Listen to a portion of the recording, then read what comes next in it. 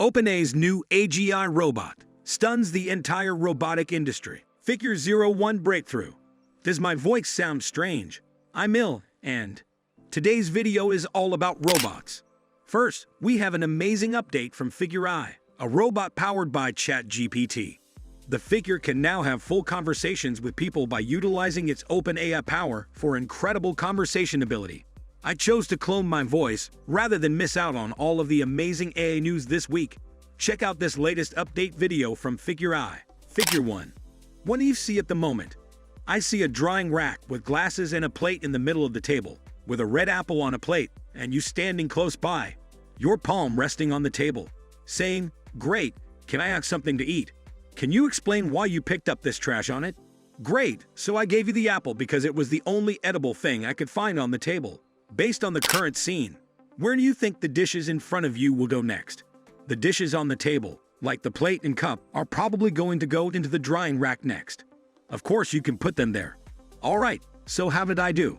I think I did pretty well. The trash has been removed. The apple has found a new owner and the tableware is in its proper place. Thank you, Figure 1. You're welcome if you need assistance with anything else. Next, we have a video of a robot from Unit Tree breaking records for humanoid land speed. Imagine this thing chasing you. Next, we have a robot from Boston Dynamics that you have probably already seen. But it is moving heavy objects for robot train with incredible precision. Boston Dynamic continues to appear to be at the forefront of technological advancement. Next, we have a robot that is adept at navigating confined spaces. Perhaps it will be used for a cave rescue or tight space operations. This robot is ideal for the job. Oh, robot controller. The robot controller from the Apple Vision Pro is the subject of our next discussion. This is pure science, robot state fiction, and we have a new robotics startup that was founded in a Silicon Valley garage, just like many other illustrious Silicon Valley garage startups in Pennsylvania. This is like the V3 of the robot. And the nice thing about 3D printing is that we can just make V4 in a couple of days and just finish the design. Walto is located a few blocks from HP. So what's the state of your robot right now? It's 2 months old and you've been training it to do various things. What tells me what it can do right now?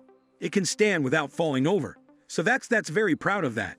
How long do you think it will take before something similar enters my home? Can you clean my windows, do my laundry, empty my toilets, and do everything else we'd like a robot to do? I mean, I started this because I was afraid it would take too long, and I wanted this to happen now. So it will happen when I can persuade my wife to allow it to be in our home. We wanted to use this as a test bed to eventually install something similar. Implement some of the most recent papers that have been published. Then, the question is, how quickly can we implement the Yumi paper? Well, to be honest, I'm pretty confident that we're smart enough. For example, the cost of building robots is rapidly declining. Next, we have something that's amazing, but isn't a robot, an entirely electric passenger-carrying vehicle. Have you heard of NIO? It's a Chinese electric car manufacturer that Elon Musk genuinely fears, as they've already implemented fully autonomous robots in their factory. Finally, Yan Lun conducted an interview with Lex Friedman in which he stated that fully autonomous robots are not likely to exist anytime soon, because we had discussed the idea of a form of physical reality. In your opinion, will there be millions of humanoid robots roaming the Earth in the next 10 years? I'd love to know your image of the future when robots are a part of this physical world. I think it's going to be really interesting, and robots like the emergence of the robotics industry has been in the waiting for, 10 to 20 years without really emerging other than for, kind of pre-behavior and stuff like that. And the main issue is, again, the Moravec paradox. How do we get those systems to understand how the world works and kind of plan actions? And so we can do it for really specialized tasks. And the way Boston Dynamics goes about it is, basically with a lot of handcrafted dynamical models and careful planning in advance, which is very classical robotics with a lot of innovation, a little bit of perception. But it's still not like they can't build a domestic robot, right? We're still some distance away from completely autonomous level 5 driving, and we're certainly very far away from having, level 5 autonomous driving by an AI system that can train itself by driving 20 hours like any 17-year-old. Until we have world models, systems that can train themselves to understand how the world works, we're not going to have significant progress in robotics. So a lot of the people working on robotic hardware at the moment are betting or banking on the fact that AI is going to make sufficient progress towards that, and they're hoping to discover a product in it too. Yeah. Before you have a really strong world model, there will be an almost strong world model. People are trying to find a product in a clumsy robot, I suppose, like not a perfectly efficient robot. So there's the factory setting where humanoid robots can help automate some aspects of the factory. I think that's a crazy difficult task because of all the safety required and all this kind of stuff. I think in the home is more interesting.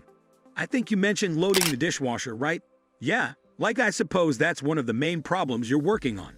I mean, there's, cleaning up the house, clearing up the table after a meal, washing the dishes.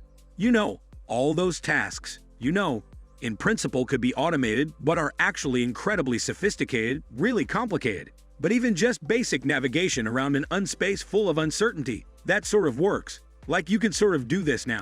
Navigation is fine. Well, navigation in a way that's compelling to us humans is a different thing. Yeah, it's not going to be necessarily, we have demos actually because, there is a SoCal embodied AI group at Fair, and they've been not building their own robots, but using commercial robots, and you can tell a robot dog like, go to the fridge, Mom. And they can actually open the fridge, and they can probably pick up a can in the fridge and stuff like that, and bring it to you like, So it can navigate, it can grab objects as long as it's been trying to recognize them, which These days, vision systems function fairly well, but they are not as complex as a fully autonomous robot that could conduct tasks like clearing the dinner table.